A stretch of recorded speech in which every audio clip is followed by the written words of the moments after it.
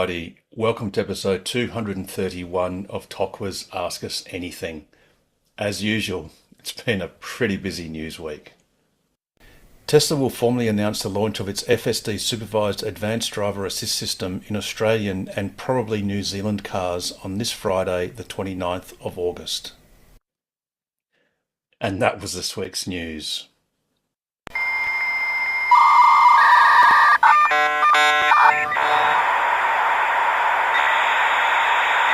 Indeed it was, and once again, welcome everyone. There's only one bit of news that really mattered, and that is obviously the impending announcement of the launch of FSD into Australia.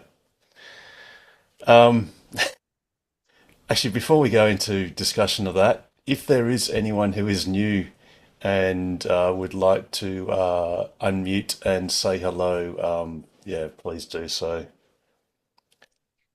Actually, we've got a pretty full house tonight, so that's pretty cool. All right. Anyone new, just unmute, say hello. Or perhaps a little bit later on. Okay, so who's got their GoPros ready to take some footage on? It could be as soon as Friday, perhaps. Well, I know one guy who's got something a lot better than a GoPro. Someone who's rigged up their whole screen to be able to screen capture directly off the screen. And I know About a year ago, my actually, yeah, and that certain someone that you might know just happened to remove that screen from his old Model Y and put it in his shed. oh, Yeah, Robbie Mauer was someone, and amongst others, YouTubers that did just that. They have a HDMI feed. I've got to admit, it's a really scary mod, and we might talk about that later in the program if we run out of things to say, but which I don't think we will. But very, very scary mod, wiring quite a few thin wires onto the circuit board of the back of a screen that you have used a hot air gun to heat the absolute crap out of the edge of the screen to melt the adhesive and then pull it out with a rather strong suction cup. But these days, people just mount, and this is a little pro tip for anyone. I think Dirty Tesla actually has in fact, he does have a YouTube video dedicated to this where he shows how he has set up his system. And you just get a suction cup, a short extension, and get your GoPro or whatever, and dangle it down so that the one camera can see the screen and the windscreen, and then you can get that instantaneous thing. It does still it doesn't eliminate the shake, so you still get a bit of shake if you've only got the one. No, you don't, because you get a GoPro with stability.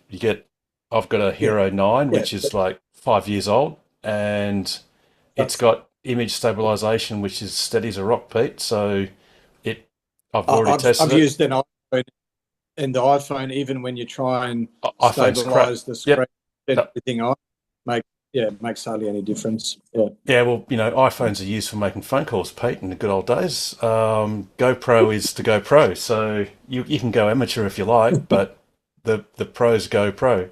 But yeah, it's all good. So we are.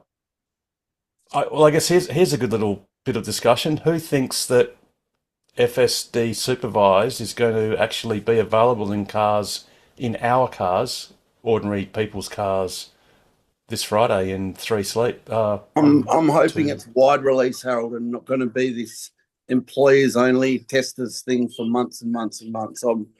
Especially like us early adopt, or what do you call it? Well, Damo, Okay, so here's something to clarify.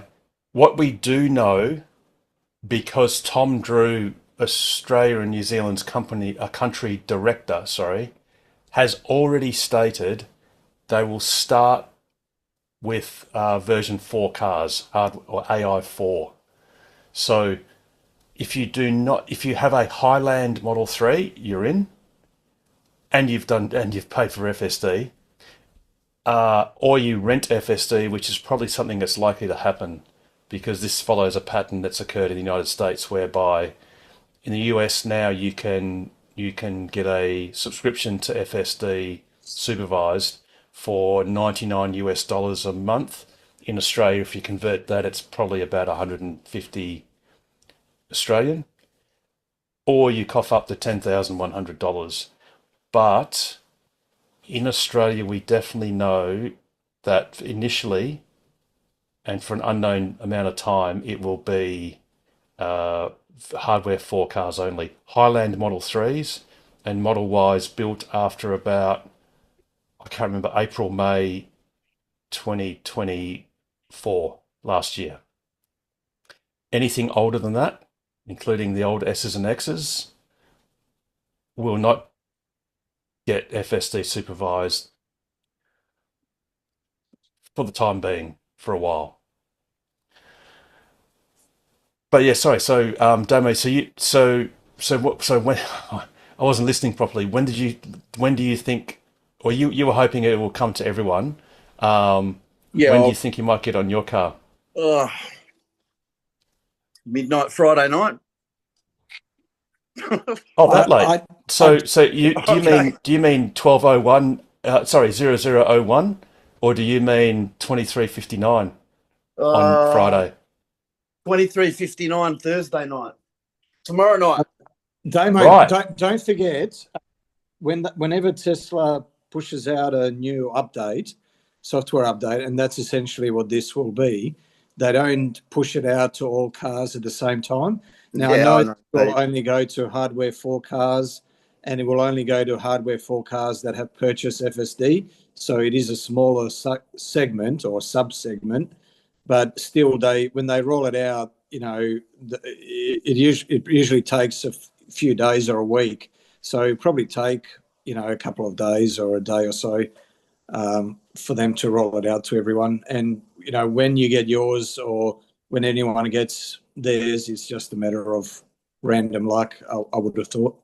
Last couple of days, my nags have been absolutely terrible. Like, I'm not sure if it's related or whatever, or whether they're looking at my car or anything like that, but nags have just been absolutely terrible. Like, as soon as I turn on autopilot, I get a nag, and then I'm getting one ridiculous. So Do you have your do you happen to have accidentally had some object in the cabin obscuring the cabin camera, Damo, by accident? Yes, I do, like 90% of the time.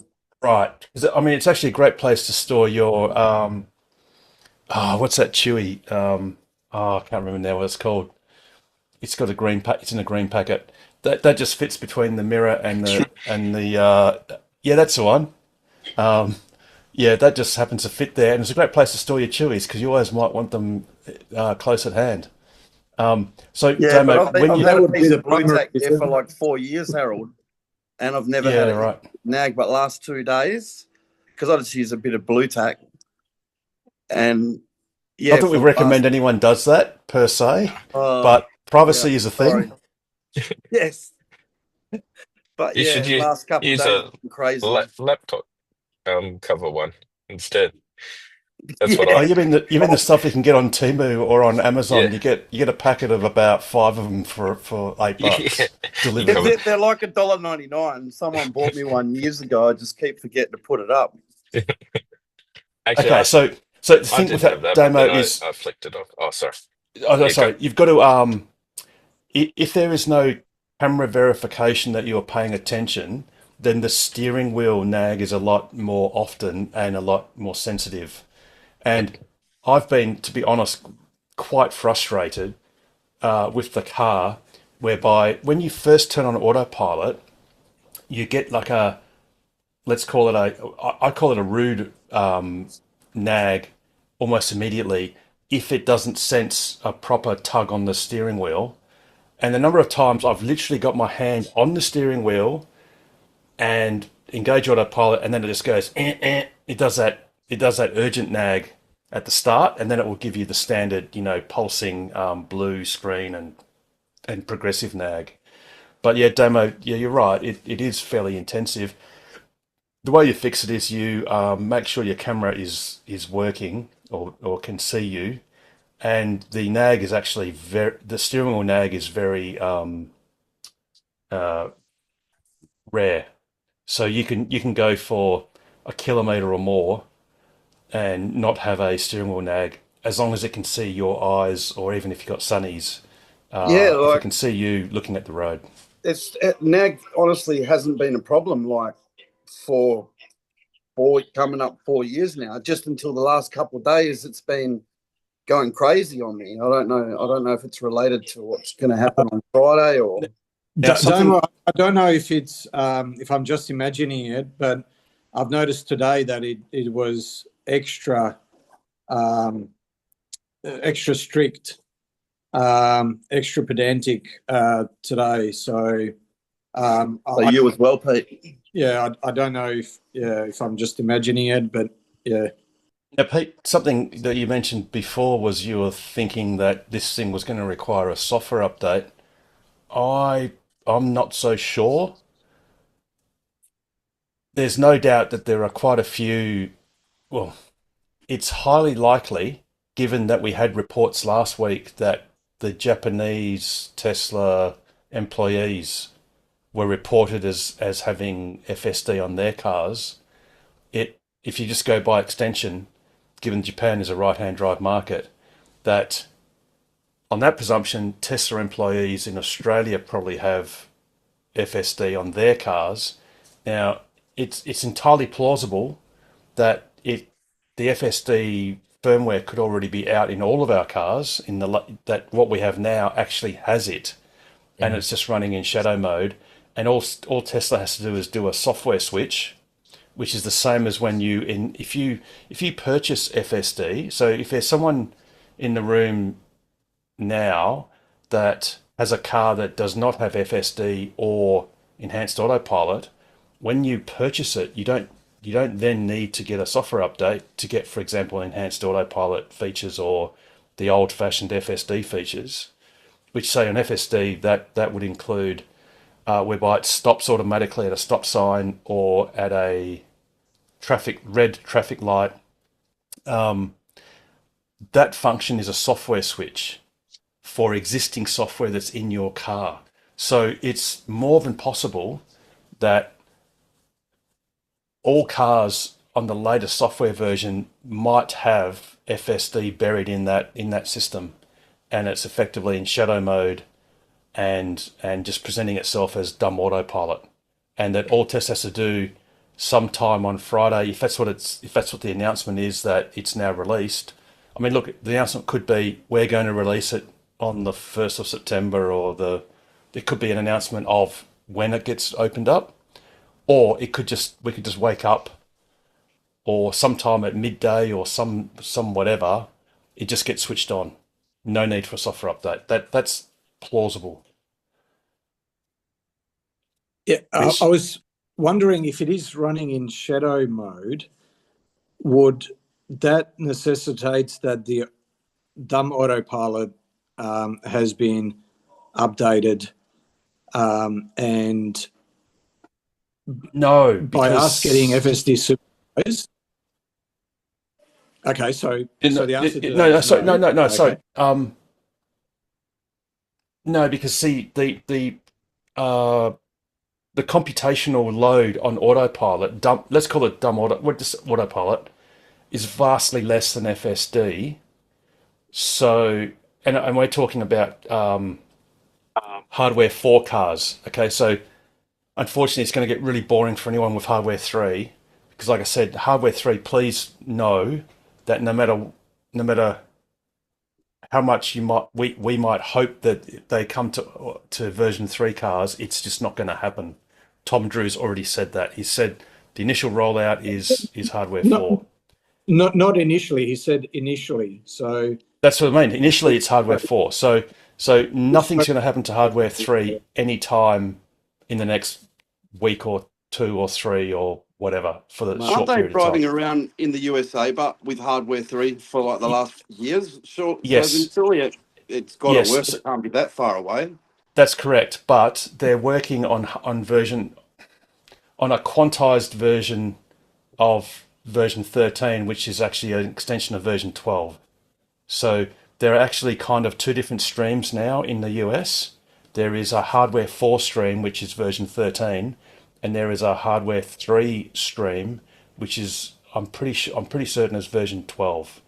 And it's a quantized version, which is they crush down the data processing to sort of approximate the performance of the version 4 cars in the version 3 hardware.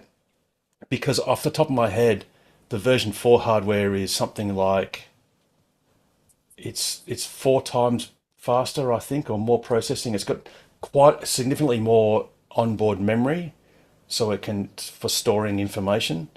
The specs are actually quite stark between the two computers, so hence Tom Drew, and because the right-hand drive market is totally different to left-hand drive market, believe it or not, or the characteristics. Because don't forget, this is end-to-end training. So if you just train everything on right-hand drive, sorry, on left-hand drive cars, you can't.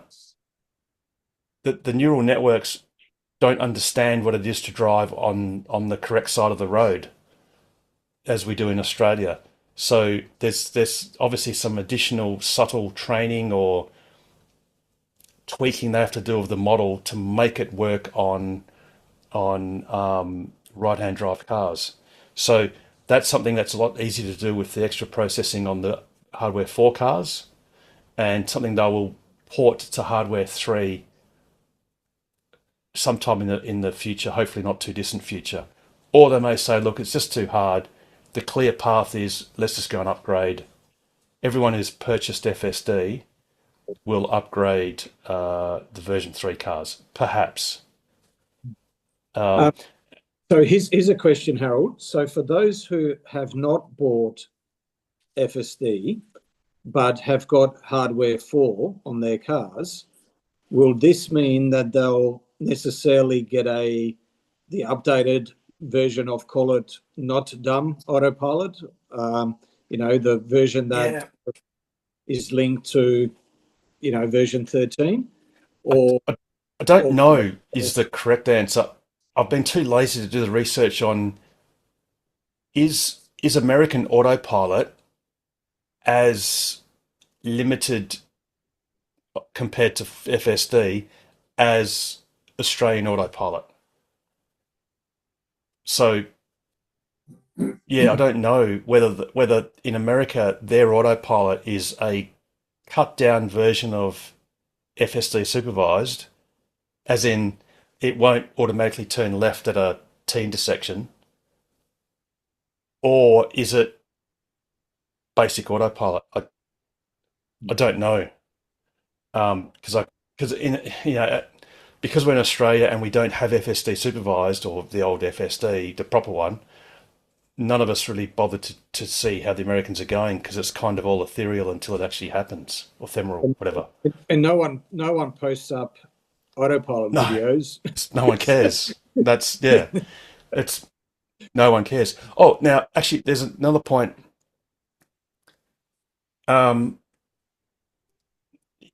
If you want to spend the $10,100, by all means do that, but be aware that what has already happened in America is almost certain to happen in Australia, which is that Tesla will introduce a subscription option for FSD supervised, and it'll probably be $150 a month. Now, if you're gonna, like many people, buy this awesome car and keep it for many years, then by all means feel free to just pay the $10,100, invest in that, and enjoy the awesome features of it. If you've got a hardware 4 car, certainly. But if you think you're going to flip your car after, say, 25,000 Ks or 4 years or something, actually, I don't know the numbers. If it's 150, if you get 10,500, sorry, 10,000, what is it, 10,500 or 10,100? 10,100. 10,100. And we divide that by 150, that is 67 months, which is 5.5 years. So if you,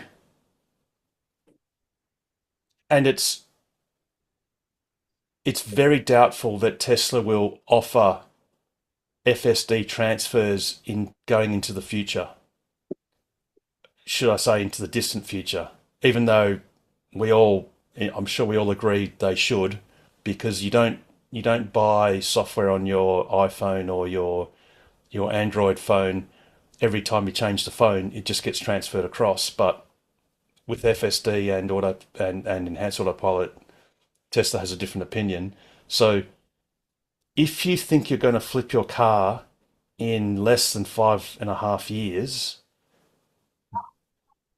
then you might be better off just renting it.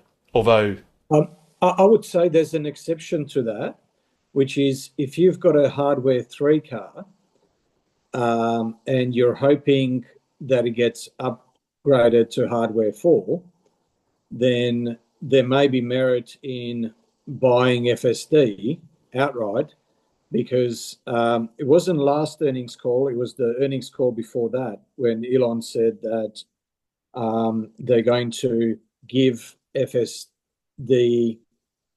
they're going to give hardware 4 upgrades to anyone who's purchased FSD. So he didn't say anyone who's renting it or subscribing to it. He said purchased or bought. So there may be merit in doing it for that reason alone, possibly. yes, but there's probably less merit in doing that in a hurry. You're going to have plenty of time to make that decision. It's like I said, especially with hardware 3. So Pete and myself and quite a few others in the room, no doubt, a few of us have bought FSD several times on several cars that we no longer own, and that's just a sunk cost. And it supported the mission and whatever, but it wasn't economically viable or economically. In retrospect, wasn't a great decision to do that on pure, selfish grounds. You're always going to have time. So if you've got a hardware 4 car, actually, you don't really have to do anything. Just see what happens on Friday.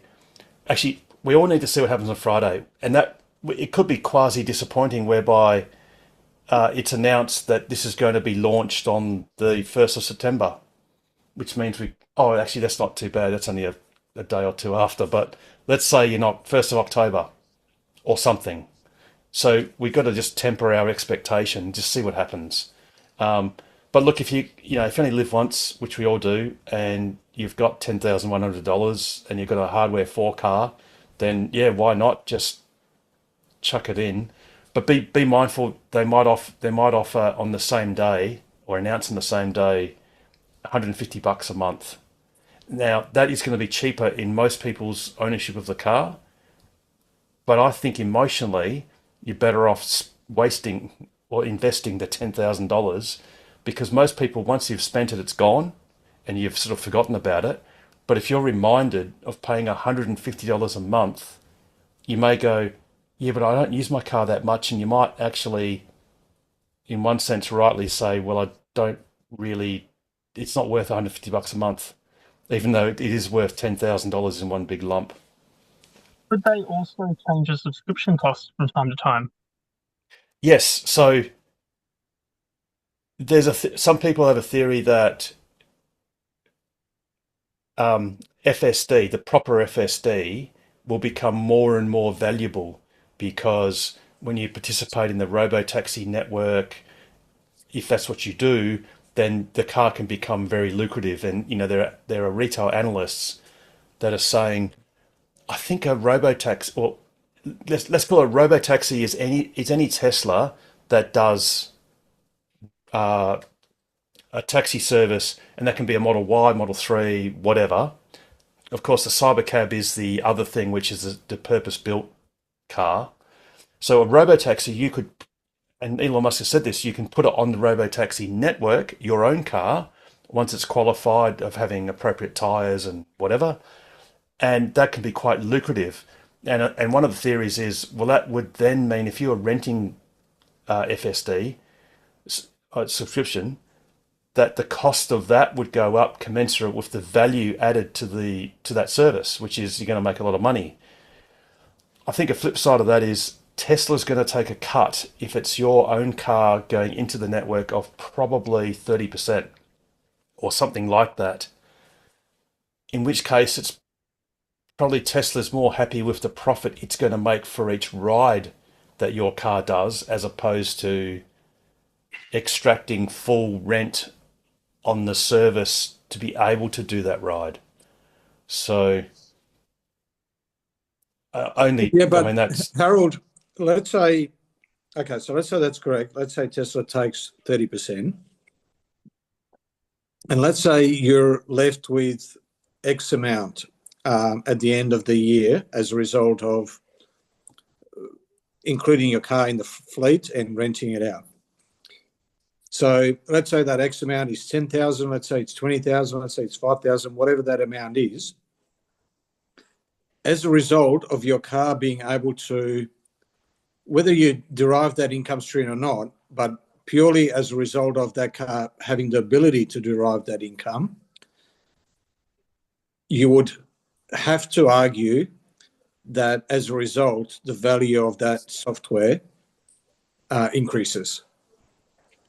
Because, let's say it's, and, anywhere from, 3 times to 6 times. So if you can derive $10,000 a year out of it, then you would think it's got to be worth anywhere from $30,000 to $60,000.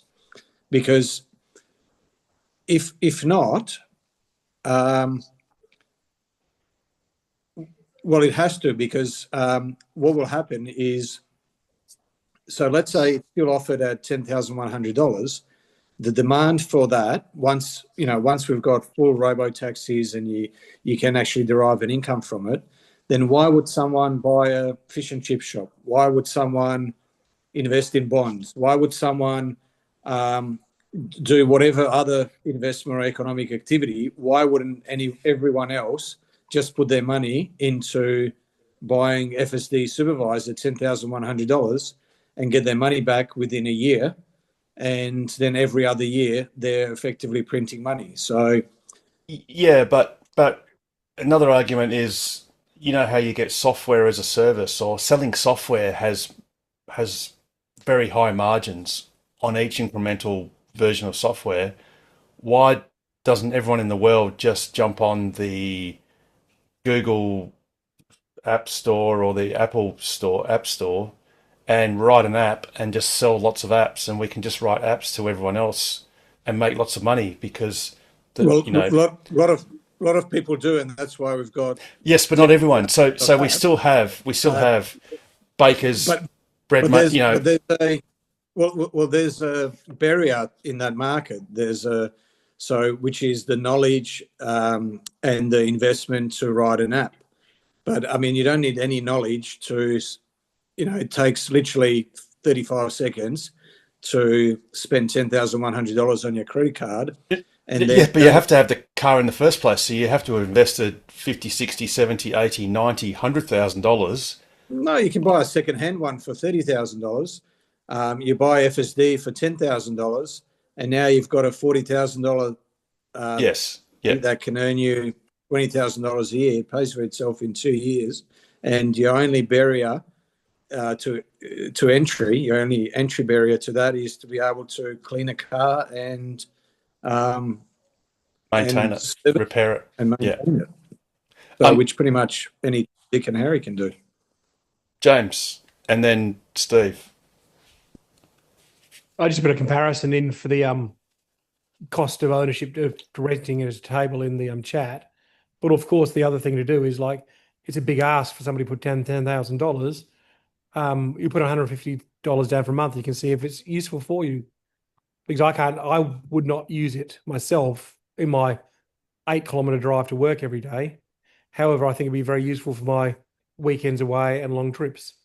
So is it, I think at the moment, if you buy it for 1 month, you also, the first time you do it, you get a extra 30 days free. So for people wanting to have a look at it, see if it's useful for them, Yep. they could buy it for a month, get a second month free, see how useful it is.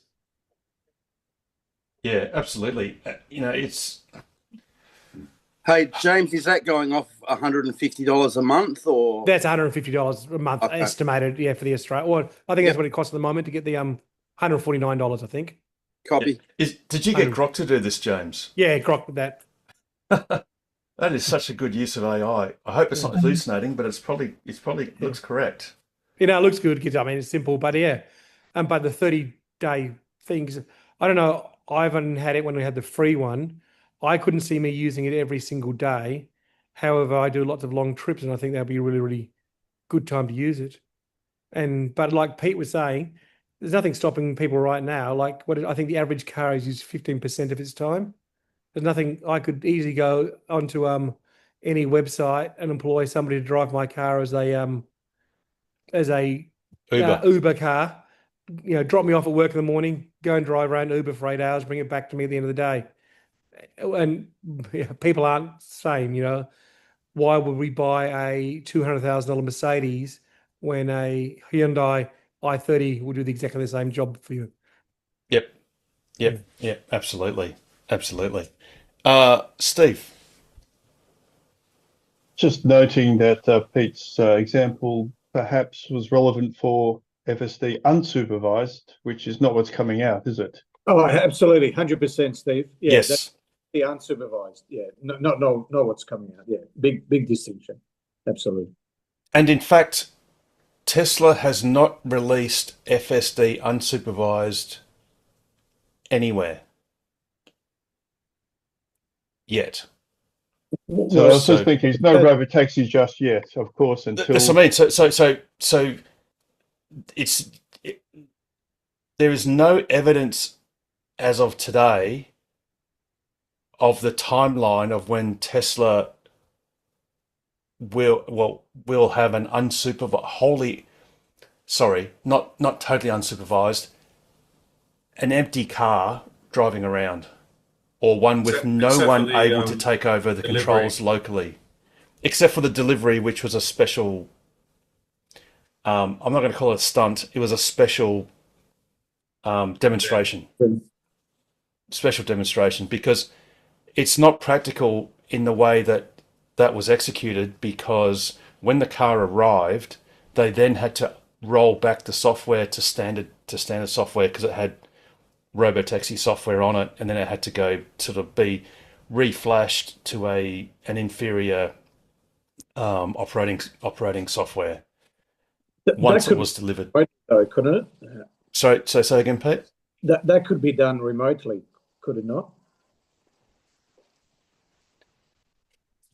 Yes, but what would happen is your car would arrive, and then it would shut down for a software update, which could take 40 minutes.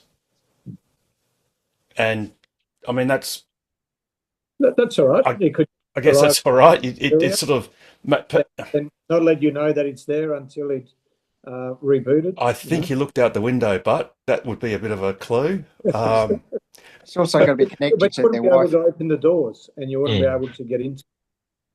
Yeah, so look, that's probably an issue that will go away once they homologate everything together as one unified software stack, so that you don't need to do that. Yeah. That's true. But I mean, it was a demonstration, and it meant more because it was the very first time in recorded history of a vehicle going from a factory directly to its owner without human intervention along that way. So it was more useful as a demonstration of what will become normal, as opposed to, it's viable to do that today or next month or whatever, but it will come. But it was a demonstration. Yep. So I don't know who went. Sorry, it was either Paul or James. Go, Paul. Stand up. No worries. I was just going to say 18 shares or FSD. So, Now, in Hey. economic terms, I can tell you now, keep the shares. This is not financial advice, although I just said keep the shares and don't buy FSD.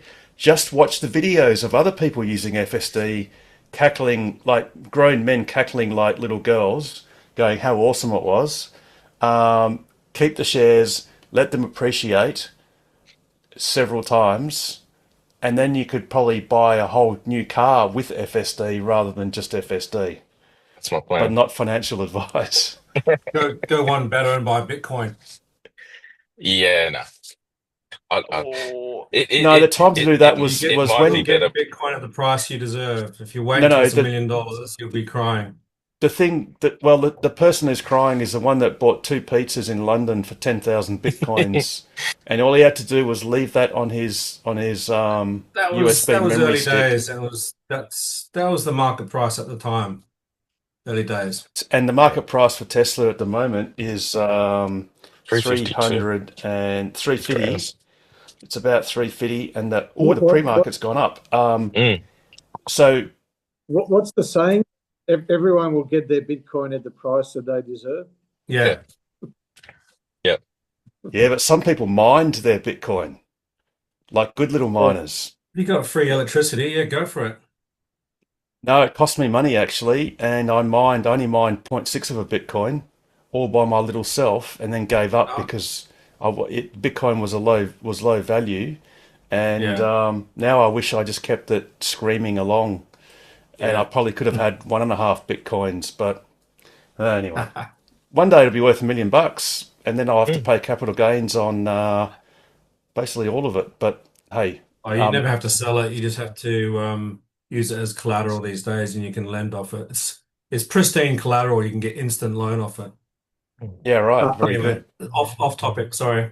Yeah. That's all right. Unless you bought it or mined it in your super fund, in which case the federal government is planning to tax you on unrealized gains. That's why I need a second passport. Okay, moving right along. Actually, I do have two passports, but anyway, moving right along. James. James. Yeah, sorry to bring it back to Tesla cars. Please do. No, it's always chatting. Chrissy Eustace has put a good question into the chat, but it's an interesting one of those multi-nuanced. So they want to know about a tyre for long-distance travelling. But obviously, there's a couple of caveats there. It sounds like Chrissy and the husband are older, and changing tyres is not going to be easy for them. They talk about using the RACV or Tesla, but I think in the country, your problem is limited distance. Tesla won't come and get you unless they're nearby. They don't publish where that is. Yep. RACWA will only travel 300-kilometre round trip to do that, and they will not have a tyre for you, and they'll have to organise a flatbed towing. So my advice, but I'd be corrected, would be for them to buy the Bromac, keep it in the car. Then they've got two choices: ring up the nearest town they went, and the mechanic would come out and change them, or a nice, friendly person may stop and help them. But yeah, Absolutely. Very rare it happens with a failure, but it only has to happen once. Indeed. And if we just go, I'm just trying to tyre repair. While Super you're Cheap doing Auto. that, Harold, don't forget all the potholes you experienced over in the east. Yeah. No, that's right, and that's a real nightmare. And I'm just trying to. Oh, here we go. This is a $50 Ridge Rider tire repair kit. So this is. Oops, if I can press the right button. Super Cheap, Repco, and others have similar repair kits. And basically, you squeeze in this unvulcanized rubber slug into you pull out your tech screw, which is the most common flat you're going to get. So most people don't get catastrophic flats whereby the tire basically shreds itself or, completely destroys itself. or gets a gash in it, most people will get a tech screw. So if you've got a slow leak, you just need an air compressor. I personally just use a Ryobi inflator, but I do bring with me the charger for it. Now, obviously, I think Ryobi only have a 240 volt charger, and if I can be bothered, I'll bring a small inverter that I can plug into the 12 volt outlet.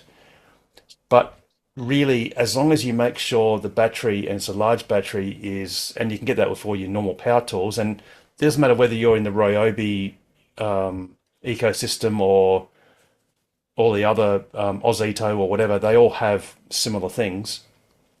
It's just super convenient, super portable. You can just basically inflate the tire as you go until you get to a service station or until you get to a tire repair place. But on the other hand, if you want to sort of be a bit more self-sufficient, get one of these tire repair kits, and it's usually not that difficult to put the slug in. And every now and then I'll put on one of the previous episodes, it was actually Shane Parker. I don't know if Shane's in the room, but when we were both on the Spirit of Tasmania ferry, and Shane's tyre started going flat on his Model 3. And there was actually a cut in the side. It was in the sidewall. So he actually jammed 3 of these slugs in. And the way you jam it is, it's like you jam the middle bit in first, and then you pull this sort of crochet needle thing out, and the 2 legs sort of poke out. It sort of folds in half. He put 3 of them in, so he called it a hexapus because there were 6 legs of this vulcanized rubber thing. And that worked all the way from Geelong to Perth, towing a caravan. So a tyre repair kit is great for just a pesky, fast leak tech screw, or one that's actually fallen off or come out. If you've got a catastrophic flat, obviously you need a spare tyre. And yeah, I think, it was Peter James. It's right. You know, take something like a Browmac, or I think it's called Cyber. What's the other? Cybermetal, because currently they are cheaper than Browmac, and it's the same thing. So Browmac, I believe their price has gone up $100. It's $500 and something. And the other place, Cybermetal is $445, I think. Yes, exactly. So that's cheaper, and it's the same thing. So you don't have to worry about difference in quality. It's the same product. Even if you don't want to, or you haven't got the stamina to change the tire, as James said, there'll be someone who'll come along and give you a hand anyway. So that the hardest thing is not to get someone to help you. The hardest thing is to have something that they can help you with, and you need to bring that yourself. So I'd go as an order of priority. Definitely an air compressor, whether it's cordless or a powered one through the 12 volt outlet of your car. And a Model Y has 2, Model 3 has 1. Model Y has 1 in the front, in the center console, and 1 in the back boot left-hand corner. And the Model 3 has 1 in the back, in the boot left-hand corner. So air compressor, these unvulcanized tire slugs, which you can usually actually fix your tire while it's on the car. So you just sort of, when you get a low tire pressure warning, if it's quite low and you can't hear anything, just use your compressor to pump it up, and then you'll hear a hiss. Drive your car forward until the hiss is sort of somewhere accessible. If it's the front tires, it's really easy because you can turn on the steering wheel to get it more sort of easily accessible. I've actually I've put a slug through a rear leak just through that angle between the road and the bumper, and you just move the car forwards or backwards until it lines up. And look, it's not super easy, but it's doable, and you don't need to take the wheel off then, or the tire off. Inversely, one of the quickest repairs you can have is a pocket full of tech screws. And so if you get a small hole in it, you can put a tech screw in, it'll get you to the next town. And that is nowhere near as some people might think that's really silly. Why would you put a screw in a thing? But actually, that works really well. And in fact, if you get a few different sizes, because you can just upsize it, if you know, so get a slightly bigger one. Probably better to get a countersunk, so you can sort of like bury it into the tread and get to a tire repair place. That absolutely works. Absolutely. Well, the good thing is, as you say, it's the tire pressure monitoring. You shouldn't get a surprise. You should know it's getting a bit softer. Act straight away. Next town, pump it up. Yes. Yep. Yep. And anyone that's got doubts that those skinny spares are any good for having to drive your car, I have driven a skinny spare in excess of 1,000 kilometres. It was from south of Alice Springs to Ceduna via Port Augusta, and that was on a skinny spare on my classic Model Y. So they do definitely work. Alrighty. Anyone else have any questions or comments? So the other big news that came out yesterday is that the Cybertruck is now available in another right-hand drive market. No. Oh, sorry, right-hand drive. Sorry, yes, go. Oh, yeah. Specifically South Korea. I got really excited. I went, oh, hang on. Wedgie cars, Hyundais, are built in South Korea. They're right-hand drive. Oh, it must be a right-hand drive market.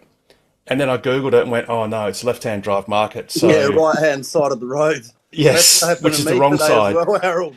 Yeah. So initially I thought, oh, so this announcement will be FSD and they might sneak Cybertruck as well. But to be honest, Cybertruck is not. Tesla has been reported as teasing that the announcement on Friday will be a significant evolution of the Australian car market or whatever. It was a significant thing. And to be honest, the Cybertruck in Australia is not that. It's great for those of us who love Cybertrucks and really desperately want one, but that's not revolutionary compared to FSD. But yeah, I must admit, I had a second look, and once I Googled that South Korea is just a left-hand drive market, I know that Cybertruck will not be announced on Friday. Definitely not. And it probably doesn't make sense to pollute it anyway. You probably want to keep these announcements discreet. And well, they both deserve their own announcements. Yes. Right. Why? And the problem is Tesla, even though Tesla is evolving, so they don't advertise, but they are no longer adverse to seeking publicity and even engaging with the public as far as having cars at car shows and things like that in Australia. They have a desire to do that now. When the Model Y Juniper, there was no announcement of it being currently available as of the Friday, which it was. So there will be news made about it when it does get released, but they don't preempt that with a news release or anything like that beforehand and have journalists looking at cars and stuff. So it could be the 6-seater, the Model Y L, that could be added on to FSD on Friday. That's what I was just thinking too, Pete. Yes, and it could, but it'll just happen. Like I said last week, traditionally the last few model variances that have sort of popped up, that Tesla seems to traditionally do that now on a Friday. So, and it's usually about 8 a.m. Perth time. So, yeah, I mean, by all means, have a look at Tesla.com and make sure you're in Australia. And the Model Y L certainly could appear. And it would kind of make sense because everyone knows that Tesla's got a lot of deals happening at the moment. If you get a brand new Model Y, brand new or inventory Model 3 or Model Y before the end of September. If you lease it, there's a $3,000 cashback, well, reduction in the cost. If you finance it, there's a $3,000 financing rebate. If you have a trade-in, there's a $2,000 rebate for a trade-in. So you get an extra $2,000 on top of the value. That applies to the end of next month. I assume the car has to be licensed and roadworthy for you Precisely. to get that. Oh, no. Well, I guess that means you could the minimum value for a trade-in would be $2,000. If they gave you nothing for what you traded, it would have to be licensed because it has to be transferred. Yeah. Yeah. Let's call it an old bomb that they'll give you $50 for plus $2,000. Yeah, exactly. It's a rebate. But if they made the Model YL available on Friday, of course, none would land in Australia until next quarter. Well, I think it's zero. Sold out in China till October or November. I think they sold 30,000 of them in the first day and 50,000 in the first 3 days. So that's incredible. I mean, that's just one variant of one model. Yeah. To get 30,000, that's incredible. Shows you how popular that six-seater is. So the only reason why Tesla would seek to bring it, so it then therefore would not make sense for Tesla to introduce it quickly into Australia, because the delivery time frames would just blow out, and that would frustrate people. And that happened with the Highland, I think it was. There were a lot of pent-up orders, and the delivery time frames were just blowing out. And then if it's too long, people get frustrated and it doesn't become real, and it actually hurts the product. So they're better off just waiting. The only reason why Tesla might bring it on sooner than later is if the sale of the regular Model Ys fell off a cliff because people are holding back. Then they may decide to introduce it so that people don't get frustrated and go somewhere else and get some other product. Yeah. But yeah, definitely, look, Friday will be the announcement. It'll either be our cars, those of us who have got FSD and have got version 4 cars, hardware, that happens on Friday, or a date to be announced. Everything else is secondary. But look, let's hope, I certainly hope that the Cybertruck will get announced sometime soon. South Korea is the first place for that outside of North America that is going to have Cybertrucks. Late November, first deliveries. Wonder why they chose South Korea. Because apparently it's not even a big ute market there. It's not. No, it's not. But let's face it, Reeves. Cybertruck sales aren't spectacular. They, by any definition of a new vehicle launch, it's not a mass market vehicle at all at the moment, nowhere near. So I sort of think that they have the same voltage, like the electricity. So No, that doesn't matter because No. Tesla knows how to do a 3-phase or whatever not a Powerwall though. charger. Yeah, no, it's You'd not have to Powerwall. assume it's just to do with regulatory, like they probably had a whole bunch of places, and they're the first. South Korea was the first one that had A, pre-orders from the original ones, and they knew there was a market, and B, no changes to the car. Yes. And bearing in mind, in Australia, there'll be virtually no changes. The only changes that need to be made is possibly a minor tweak to a subpart of the front casting to have the mounting points for the wiper, windscreen wiper motor. They need to cut a notch on the opposite side of the windscreen so that the motor can go on the other side, on the driver's side, on our driver's side. And and minor trim bits of swapping the steering wheel module from the left-hand side to the right-hand side, and the dash, the glove box, and swap that. and then have pedals go across. That's that stuff, and there's no other mod to make. Oh, sorry, and they've got to actually South Korea probably have to do the same thing. They have to introduce amber indicators on the rear, because in America they use a flashing red brake light. No, it's not consistent. There's different markets within the US. Oh, really? Oh, okay, Yeah. cool. Okay, so that's already been done then. Right, Yeah, cool. it's So, already been done. and in Australia, I don't think it's ever been said that there are regulatory hurdles for the Cybertruck in its American form, because let's face it, you look at some of the Yank tanks, like your Chevy Silverados or whatever. I mean, they are just mechanical death machines for pedestrians, and because it's not a passenger car, it's a different category.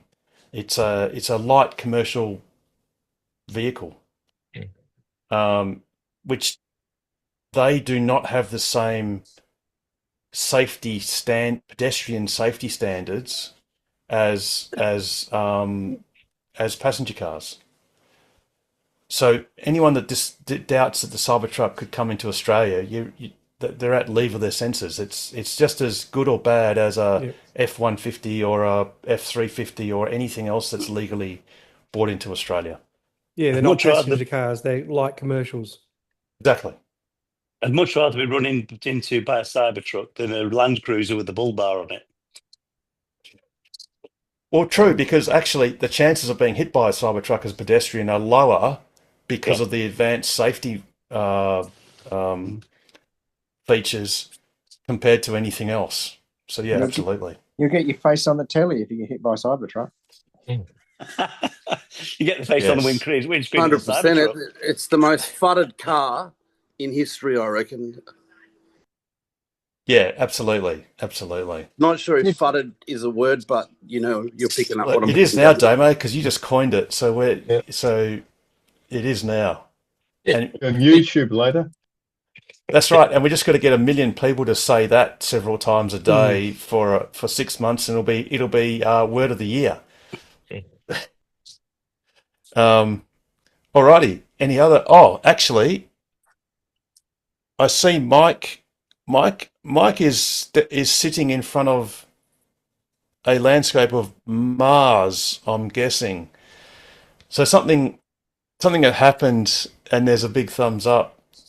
It's actually Mike in the dark, but got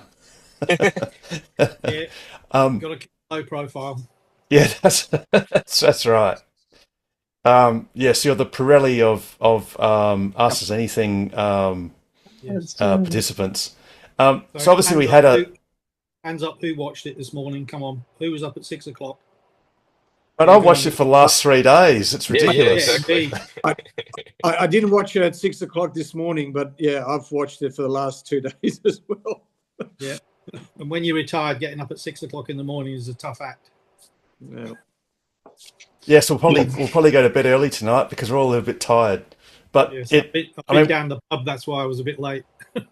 What an amazing feat! I mean, that it basically went effectively perfectly, because as the presenters said constantly, the only payload that matters on that entire mission was data, and that's what they needed. They needed the data of, can we push those flaps that the back parts were burning off a little bit? Can we push them beyond what we think they'll need to be pushed on normal missions? And obviously the answer today was yes, they can. They've done a lot of heat thermal tile tests with various missing tiles, metal tiles, autogenously cooled. I think it's autogenously cooled tiles. So you actually use some of the propellant to flow through the tile, and it sort of like basically cools the tile. Liquid cooled tiles. No, it's really more like a vapor cooled. So you use a bit of methane, which burns, but in so doing rejects heat, because just normal burning is a much lower temperature than the plasma. so it deflects the plasma away from the tile itself. It's like a vapor cooling, bit like And it's air expanding cooling. as well. It's expanding. That's right. So they've done all those tests. They had what they call the PES dispenser, and they launched eight Starlink version 3, the large satellites, and they were mass simulators and volume simulators. They were basically like metal simulators, and that went almost perfectly. For those of us who are nerds, the second launch, you could see that the actual pretend satellite flipped the bay door, the opening. So because it rotated, it didn't come out straight. It sort of rotated and just clipped the door. And obviously, if you had like some sort of antenna or one of those laser thingies, communication devices poking up, and it hit the edge of the door, it could actually either snap off or actually not come out. It could actually bounce backwards, and that would have been bad. So there's a little bit of tweaking there. Yeah, it went really well. The whole launch, it was it was just awesome, really. They lost one engine, but that didn't matter. Yes, didn't matter. It was a rounding error. In fact, that was one of the engines that was to be used for the landing burn. Yeah. Which they just swapped it over. They just they just throttled up or throttled longer the other engines, and then they also deliberately at the last part of the burn, you have the 3 inner engines light or stay lit, and they deliberately turned one of those off so that then the system would automatically turn the second ring, one of those engines on. Brilliant. Which is also gimbaled to compensate, and that worked perfectly.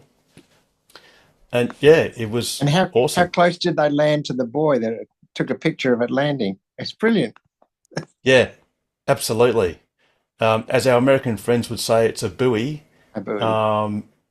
Yeah, that it just and that's from the opposite end of the Earth to land within probably 10 meters of their target, because obviously you had to land away from the buoy, because then otherwise I wouldn't see it, like it would just be above it. So brilliant. It just went perfectly. And what about the power of these new Starlink satellites? My God. Yeah, if you watch the intro, they passed over to a lady whose name I've forgotten already, but they did a video of the manufacture of the version 3 Starlinks, and you should see the laser assembly. Talk about shiny. That was really... Yeah, absolutely. And did you see the sign? How would you like to work at a place where the sign of your workstation is space lasers? I thought that was really good. It's just amazing to be alive when a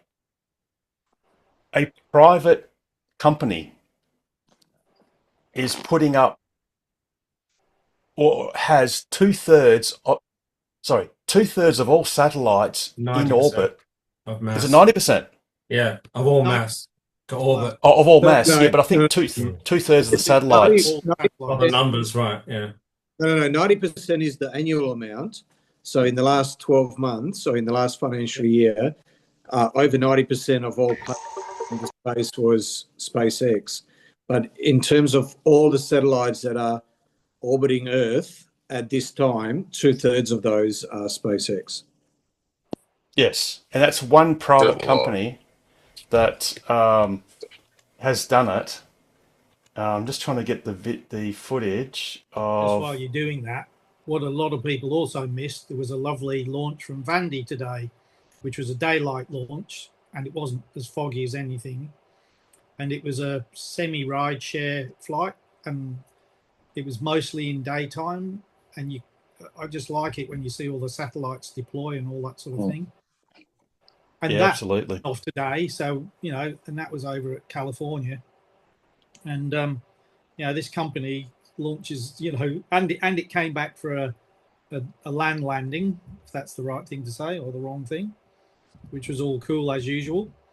So they've got a bunch of good people over there. They got pretty excited, didn't they? The good people.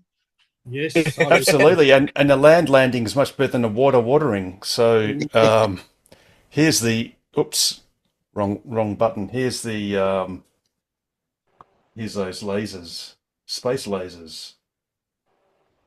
Yes.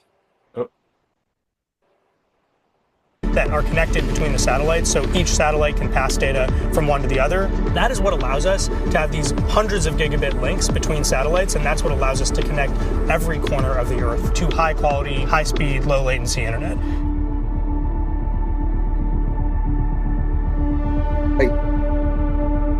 When you think about that, Starlink... Space lasers, that's... Yep. Hey, Harold, can I just say something on Starlink? George is in Switzerland at the moment, and he flew over with Qatar, and they've got Starlink. He reckons it was awesome. He's sent me a screenshot from in the air. It was 239 megabytes per second and 33 millisecond ping. I'm not sure about the ping, what that means, but 240. No, that ping is good. Yeah, that is good ping. So the ping is the time it takes. Travel there and back. Yeah, go on. Just very quickly. So the ping is the time it takes if you send a request or a message to the server at the other end and to get a reply back. So it's the round trip time it takes for an action at your end to go to the other end and come back to you. That's the ping. And one packet. No, well, whether it's one packet or whatever, it's just one interaction. So, if you're on fiber, the ping like in Perth, if you're on the NBN, it's 1 millisecond. It's lightning fast. But you ping from Perth to Sydney and back, that is dozens of milliseconds because it's literally the speed of light in a fiber optic cable, plus other conversion delays. SpaceX eventually will be able to offer transcontinental communications faster than fiber optic cable laid across the oceans. And I mean, that feat is just remarkable. So there's a great story. It's a very quick aside that between the New York and Chicago Stock Exchange, there was standard fiber optic cable that was laid along roads and road reserves because that was the easiest way to get cable laid. And that was X length in 1,000 kilometers or whatever. Then there was a private consortium that invested, I think it was hundreds of millions of dollars to effectively pay farmers to put a trench through their farm, through roads, through everything to get the absolute straightest line and shortest distance. And that was in order to have things like high frequency traders and normal stockbrokers have a slight advantage using that service compared to the other plebs that use the, let's call it the government or the standard private links. SpaceX will be able to do intercontinental communications faster than fiber optics because the speed of light in a vacuum is 300,000 kilometers per second. Speed of light in a fiber optic cable is about 2/3 of that. So it's slower. So yeah, it's just amazing. And that was actually an offshoot. That was just someone at SpaceX or Elon Musk. Well, maybe not Elon Musk, but someone going, maybe since we can do satellites, we can push up satellites really cheaply. We could have a global communications network. And they went from radio communications to these laser communication in between satellites. And now SpaceX is offering auxiliary communication to Starlink to other satellites. So rather than using RF, you can just use lasers, and that's a real revolution. By the way, I took my Starlink Mini to Bali last week. And got almost 200 megabits a second in wouldn't have even taken 40 seconds to set up. So it didn't take there was no extra step because I was in Bali. It was just like if I was setting it up in my backyard. Awesome, Pete. So you turn it on and that's it. Turn it on and I didn't even use power. I used my little 20,000 milliamp, hour Lithium power battery. bank. Yep. Yeah, and just plugged it into that, turned it on, and within 40 seconds, it was almost 200 megabits a second. Wow. Yeah, took no time at all. Absolutely incredible. You don't have the roaming package? Yeah, I took out the I just had the normal package, and part of that you get roaming as part of that. So that's 2 months, isn't it? $80. Is it 1 or 2 months you get for free if you're on holidays? I think anywhere in the world that's got Starlink service. It's not for free. It's after 2 months. They'll send you a reminder saying you're not in your country. So that's what I mean. So 2 months. Yeah. So you get a 2 month free period. Yeah. Well, no, you get a 2 month period to use it, after which you can't use it. Yeah, absolutely seamless. It was no different to setting it up at home. And I actually got my orientation wrong. I actually had it pointing east, I think it was, and buildings around and stuff. And I mean, did have a view of the sky, but 40 seconds just like that. Absolutely brilliant. Have you seen the size of the new Gigafactory for Starlink? It's huge. Oh, the Gigabay. That's right. That's going to be one of the world's largest enclosed buildings. No, the new factory for building Starlink, Harold. They've extended it all. I think it's Joe Headkemeyer that filmed it last week as a part of the lithium plan, I think. Or don't quote me, but it's a huge building just for building. Well, they did announce that Starlink has 6 million customers and counting. So 6 million customers means they've produced 6 million dishes. In fact, more than that, because some of us have got dishes that are no longer being used. So they've made more than 6 million dishes in just a few years. Yeah, incredible. Yeah, absolutely. Alrighty. Any other questions or comments? Even like Tesla ones? Yeah, you'll I've got post one. this tomorrow. Yeah, go Richard. Harold? Oh, sorry. Sorry, Mike. Richard. Yeah, go Richard, then Mike. I was just going to say I've got FSD, but I just went out to the car on my Model Y, and I'm very disappointed because it doesn't have red lights. It's got black lights, and it's a hardware 3. Disappointed. But anyway, if someone was saying the NAG's terrible, I drove up the freeway, and I use mine all the time. I get out on any main road and I turn it on, just all the time. And mine nags very infrequently. I'd say once every 2 or 3 minutes. Dr. Cooper, I wasn't saying, but in the last 2 days, it's been terrible. That's why one today was later for Friday. But before that, for the last 4 years, has not been an issue at all. Just the last 2 days. Right. Yeah, no, I haven't noticed that today or yesterday. Must have got it wet. Let's say again, Mike. You must have got it wet. It's been raining. Yeah, that's right. EVs and rain don't mix. So, Mike, you're going to say something I was before? going to say, you'll post this tomorrow because I missed the first half hour where you were chatting about the obvious. FSD being announced on Friday. Yes, that's right. Yeah. So I've seen all the posts and all that, but always like to hear your dulcet tones. Give us the news. Yeah, so obviously on Friday, it's either anyone that's got has paid for FSD and has a hardware 4 car it'll either be that it will just wake up and it'll be activated, or probably, or there'll be an announcement on X that says that it'll be unleashed on a date in the future. So it'll either be Friday or in the future, in the short future. We'll find out. We'll find out tomorrow at 10 p.m. 24 hours from now. Yeah.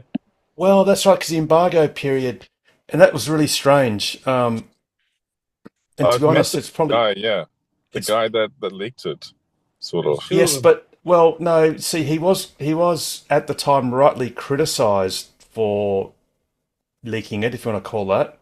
Yeah. And then he has claimed that he had Tesla's permission to put out that sneak preview video.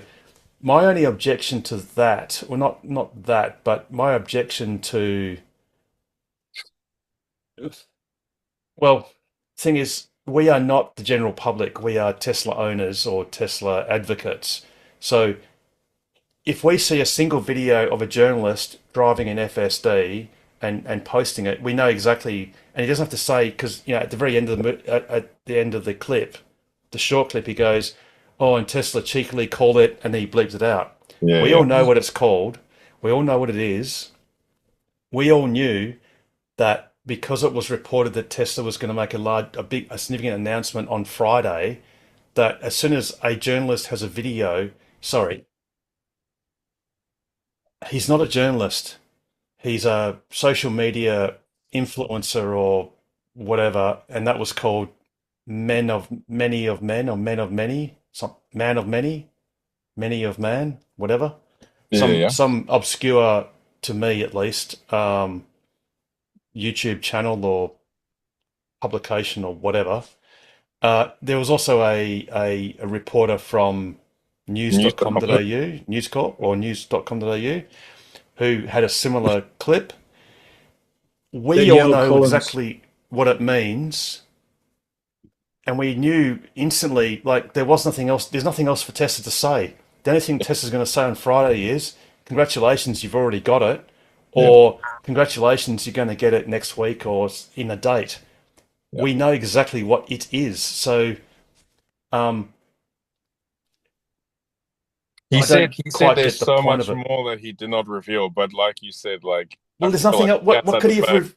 Exactly. Yeah, he said, "Oh, there's 90 minutes of more revelations," and it's like, we already know what it is, mate. It's just going to drive all by its little self and do it really well. It might be as actual smart summon, but who cares? If you have FSD, that's more exciting than actual smart summon. Like, that's just the cherry on the top. Yeah, that's right. I mean, yes, indeed. And in fact, to be honest, I don't care if smart summon doesn't come and it's all just FSD supervised. I'll just sit in my car. In fact, I'll go and walk to where my car is to tell it to drive to where I was, to pretend to pick me up, and then go somewhere else. Like, But Harold, it's been raining. Smart summon's great. True. And then I was going to say, it's going to be a pain because then there might be someone that might have to plan a quick little trip. Yeah, great for people with hardware 3, Dr. Cooper, not Highlands. Yeah, I've got hardware. Yeah, so someone might have to do a little impromptu trip in the next week or two. Anywhere you're going, I'll film you along the way. You'll have to catch up to me there, Mike. And you're more than welcome to do that either one day in front of me or one day behind, because there's some places in Australia where it's a real pain if there's 2 EVs at once. Yes, that's right. Just quietly. Anyway. So it's a good job I'm on hardware 3 because I won't have to change the name of my car from DAC then. Yes, exactly right. Exactly right. Dearie me. All right. Have we got any questions or comments that are not FSD or Starlink related? Even from anyone who's just recently got a Tesla and has got just a normal, hey, how do I charge this car or something? Yeah, who's that new guy sitting there in his brand new M3P with the white interior, looking all flash? Who, me? that would be Gareth. Yeah, I've followed you guys for ages. I've met only a couple of you, which is Dwayne and Damo. We've gone racing. I think maybe, I don't know, Harold, is a dual charger that we borrowed? Someone's charger. Yes. Yeah, so thank you. I appreciate that. Yeah, no worries. Excellent. The first time I went with Damo, I actually ended up winning the race, or what's it called? Dial Your Own or DY? I don't know what it's called. I didn't know what I was doing. I only owned this car for 1 week. He won the DYO his first time. Yeah. Beginner's luck, hey, Damo? Huh?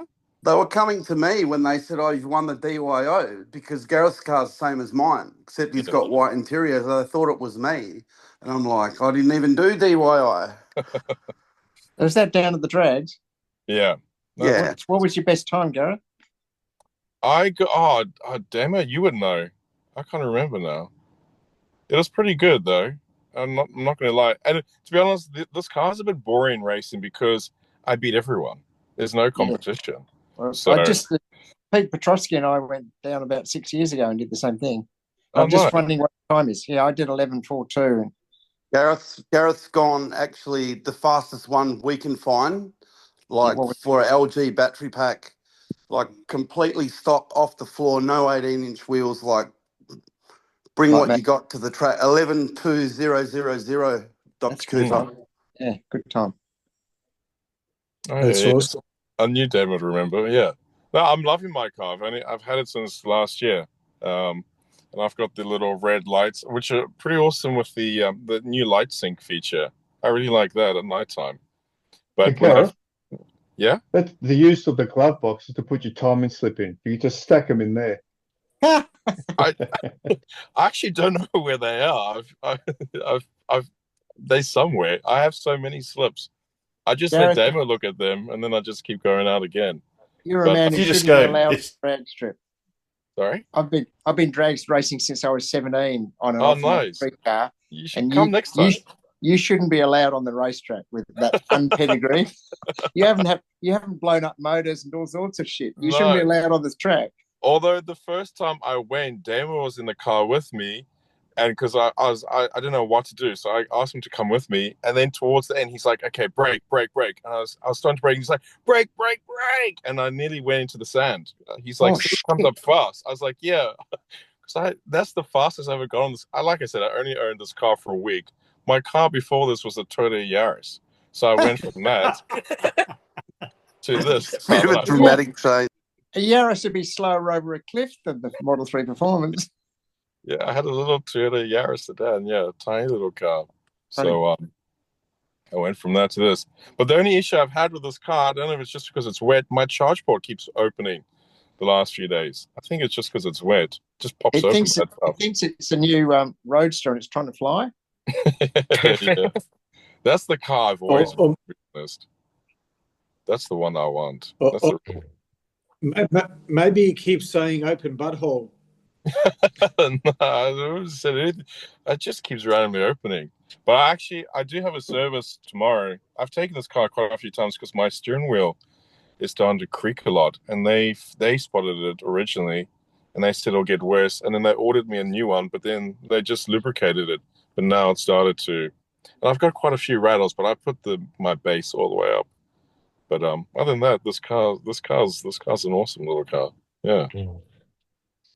But you all have to come to the drag race. Damo's been trying to get a big crowd, so I think the max we've had is 4, right? At the same time. We had more than that years ago, didn't we, Pete? It was a good turnout. But they had electric. I think 5, Gareth. 5. Hey, Damo, do you remember what was my time? That I think that stood for like a few years before the Highlands came out. Yeah, yours was 11.46 or something. I beat you by a 15th of a second. You beat What's yours, Dr. Cooper? Because Dwayne's gone. 11.42, as I remember. Okay, really? Yeah, Dwayne beat me, yes. Yeah, I just saw that. Dwayne's gone 11.453. I thought that was the quickest one. Yours is Fremont build, isn't it? But Dwayne, you beat me like 6 months ago or something, wasn't it? Yeah. Well, now you've got a new record to beat, which is apparently mine, 11.2. No, 11.20:00, but that's with standard wheels and everything, Gareth, That's fully stock. Yeah, even the first time I went, I didn't know what I was doing. I had like all my gym gear in the boot. Damo had like removed all the stuff from his car. And my car was full in the back. Shouldn't be allowed on the track. You've got no breeding there, brother. No, but they let you. You just need a helmet. That's all they care about. That's right. And if you go in a plaid Model S, most drag strips, you do one run, and then they ban you and go, "You're too fast. You need to have a roll cage." No, they'll let you do it twice, Harold. Oh, jeez. Why twice? The first and last time. Yes, that's right. That's right. So now, what's the 0 to 100 for a Performance Model 3? What's the standard? What does Tesla say? 3.1. 3.1. So I'm just looking. 3.3 for the old, 3.1 for the new. 3.4 for the. If that does 11 point something, then what would a 2.7 second 0 to 100 Cyber Beast do? With the 18s on, the best I've done in mine is 2.87, 0 to 60. In what? In my 0 to 60 k's an hour. Yeah, 0 to 60 miles per hour in I do miles per hour. Okay. So 2.87. Right. But that's with the lighter wheels on it. And so a stock Cyber Beast will do 2.7. That's not miles or kilometers. It's nuts. That's 62 miles an hour. Oh, kilometers, yeah. Yeah. So that would be a sight to see at the drags. The Cyber Beast will do it with it will do it with a 10 in front. It will be a 10-second car. You're not allowed to go faster than 10 seconds, yeah, right? That's it. That's why they'll kick you off if you're in the plan. I don't know if it will do it faster than 10 seconds, but it will have a 10 in front. So it will do it less than 11. Stupid. So the Cybertruck. Yeah. Speaking of fast cars, people have been going like 1098, 1099 in them is the quickest runs. Was that the Cyber Beast demo? Cyber Beast, yeah. Right. That's quarter mile. Yes, that's the same distance. Yeah, right. Excellent. So, which Mike, is crazy for a big truck like that. It sure is. Mike. I just speaking of fast cars, I saw a couple of interesting posts about one of our, I'll call her sister EVs because they're a bit of a girl, but BYD clocked 470 kilometre an hour top speed on one of the German racetracks on their, whatever they call it, a something 9 vehicle. And then in one of their other posts, they've dropped the radar, so they've gone vision only on one of their cars. Funny that. I thought sensor fusion was the latest, greatest thing. Yes. So, yeah, it was something like 272 miles an hour or something, which is 400 something kilometres an hour. And it's interesting watching it because you can see, obviously, winds it up and then accelerates down the straight, and then you can see the corner coming. And I'm sure, I don't know whether he actually braked or not, but he was quite happy about it. But just think about it: 470 kilometers an hour. It's a top of the. It's probably the equivalent of what they're trying to do with the. What do you call it? The Roadster. The Roadster. Thank you. Well, the Roadster would be scary. Less 0 to 100 or 0 to 60 miles in less than 1 second.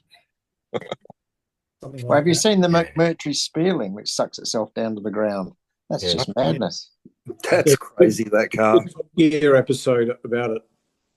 Yeah. Did you see that? Did you see the crazy one that the Rimac Navara did recently? It did 0 to 400 k's an hour and back to 0 in 25.7 seconds. Oh. The video is amazing. 0 to 400 and back to 0. Do you know what makes me laugh about these hypercars? But like, not taking it away from them, they are awesome. But like McMurdy is a one-seater. I think they've built 2 or 4 of them or something. Rimac Navara, there's only about 4 or 5 in the world. It's a $4 million car, and yet the Plaid, you pull the interior out of that, it's faster than a Navara. And I mean, how many Plaids could you buy for $4 million? You know, and it's a 5-door family car that you put your family and drive it to Sydney. Yeah, that's right. Yeah, exactly. It's such a big difference. And the thing is, mass produced. These cars are just technology demonstrators that there is a limit of physics of the friction between a tyre and the tarmac, and whether you use a fan to suck your car onto the tarmac, or what's next, just use toothed wheels onto a... Rockets, man. Cold gas thrusters out on Yes, And that's where the Roadster. Elon Musk has said that the Roadster will just be literally just amazing. And then turn the don't need to fire up the electricity. Just open the valves and shit. I'm doing 60 miles an hour. Well, apparently the Roadster will fly, so there you go. That's it. They did do that new patent a couple of weeks ago with all They the did. I don't know system. Yes. Hover. Yep. That's right, Damo. That was the technology that was used in Formula One for one round, and then it was banned. It was 1984, I think it was. Lotus. Yeah. No, it wasn't Lotus. It was No, wasn't Lotus. Car. No, it wasn't Lotus. They used ground effects, but this was using the fan that was active. So yeah. How does that work? Rather than having to use the forward motion or the wind on all your aerodynamic accoutrements, it just sucks. It literally just draws a vacuum, the opposite of a hovercraft, and pulls the car harder, the wheels harder to the ground, to the tarmac. There's a McMurdy video of the McMurdy actually upside down. With that fan system they've got, they actually put it on a machine and that turns upside down. It's got that much downforce. Yep. And they actually was a Brabham, I think. Down, like they drove it a couple of meters forward while it was upside down. Yeah, that's the one, Pete. Yeah. So it's not like going through a tunnel or something like that at 300 where they've got it's actually stationary, sitting there, upside down. It's what? It generates 2 tons of down. It's suction. It only weighs a ton, so why not? Yeah, exactly. So to that end, anyone can do that. It's pretty basic, really. It's upside down hovercraft. Simple. But it can't. But like the Model S Plaid, it can drive for 400 k's, and then do a hot quarter mile. You know, but these other cars are one-trick ponies, and anyone can do the extreme of physics. I mean, just strap a rocket to it, and that'll go even faster. You know, well, there's a jet car that broke the sound barrier. Oh, right. Yeah, it was basically a jet plane flown into the ground, or effectively thrust SSC. I exactly. think Richard Branson paid for that one, didn't he? Sure did. So well, speaking of weird cars, have you seen I think it's a Mustang that someone converted into a Tesla? Yes. And they've got full self-driving with That's that. Awesome. Yeah. That's the coolest thing I've seen in a while, yeah. He's basically gutted a Tesla. He's basically transplanted the nervous system of a Tesla into an old Mustang, yeah. Oh my God. And it has smart home and everything. So you see this old Mustang driving up, coming to him. It's awesome. Yeah.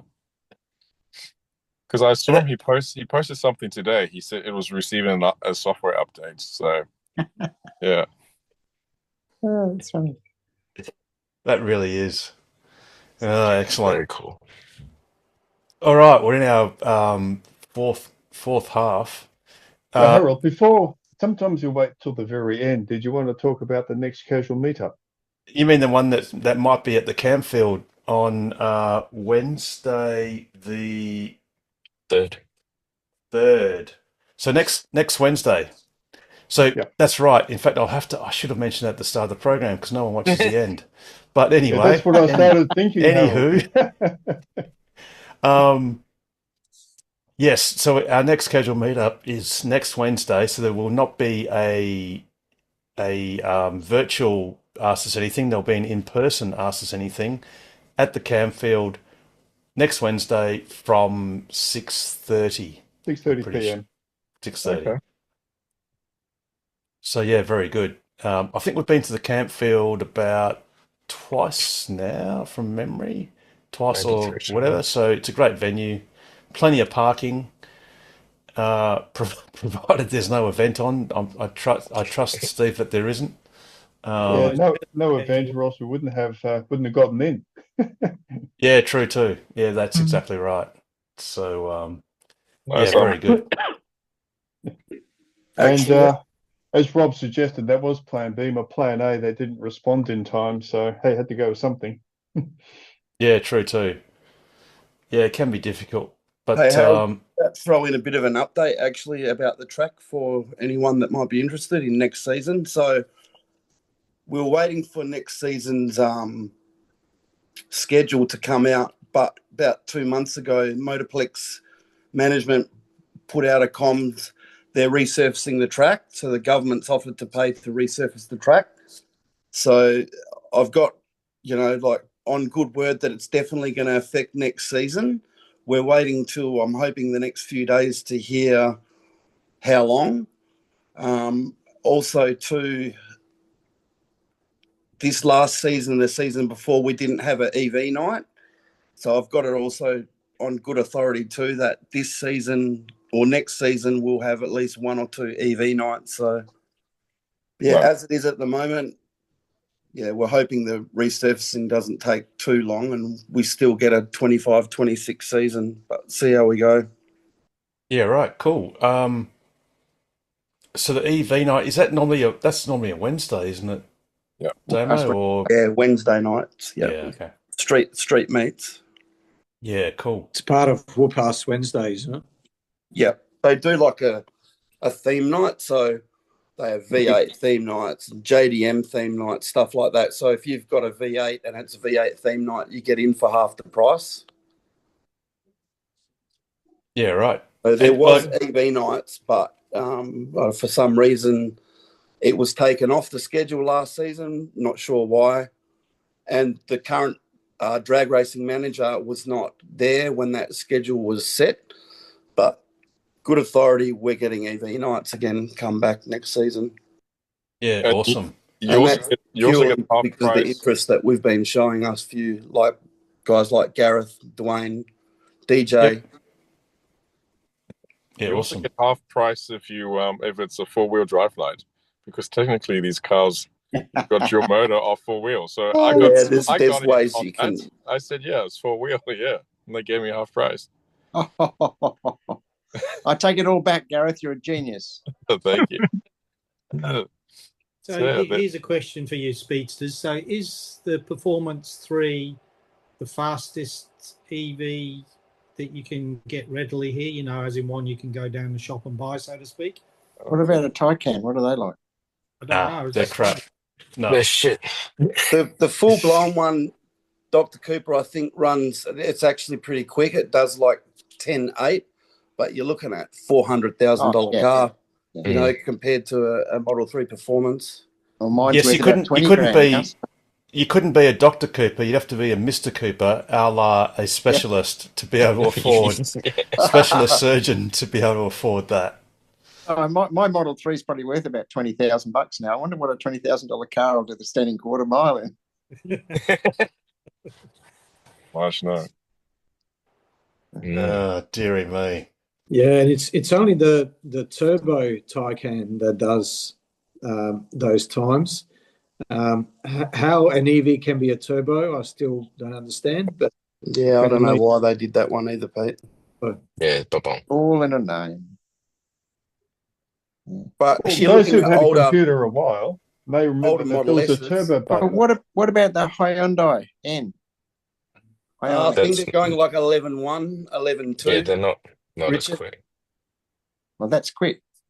But then as far as EV goes too, we've got like 2018, 19 and 20 P100 diesel dual motor Performance Model S that run like 1050s, 1053, 1054 or something. So they're actually quicker than the Taycan. I've got this is at the 2020. Was it the 2023 AVA? Yeah, it was 2023 AVA conference at the convention center, and there was a Taycan 2023 Taycan, and it cost a very reasonable $232,358, and it does 0 to 100 in 5.4 seconds. Oh, no. Joking. Yeah. No. I've got it on my. I believe you. Yeah, I It's was giving just. I was there. Oh, that's giving the right. guy Transmission. It's got a 2-speed. It's Oh, got a yeah, 2-speed transmission on the rear axle. transmission. and it can put out 350 kilowatts with overboost power and performance battery. That's hilarious. Yeah, and it's got launch So that control. means 5.4 seconds with launch control, because I don't know, why would you need to launch something so slow? But But the good thing is, Harold, it's had full self-driving far longer than no, it hasn't actually, has it? No, it hasn't. so that means it can't even compare Tesla's slowest car. It can't even compare with the slowest car that Tesla makes. Yeah. You know, even the Highland rear-wheel drive or the Model Y rear-wheel drive is they're both under 5 seconds, I think. Yeah, they're 5 seconds. Yeah, exactly. Trev, you got your hand up.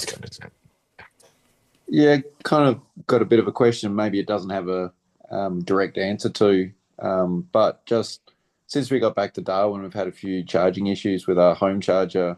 I thought it might have been dust and stuff, cleaned it out. And then Shane mentioned a few weeks ago about lubing up the little pin that comes out to lock it in. Mm-hmm.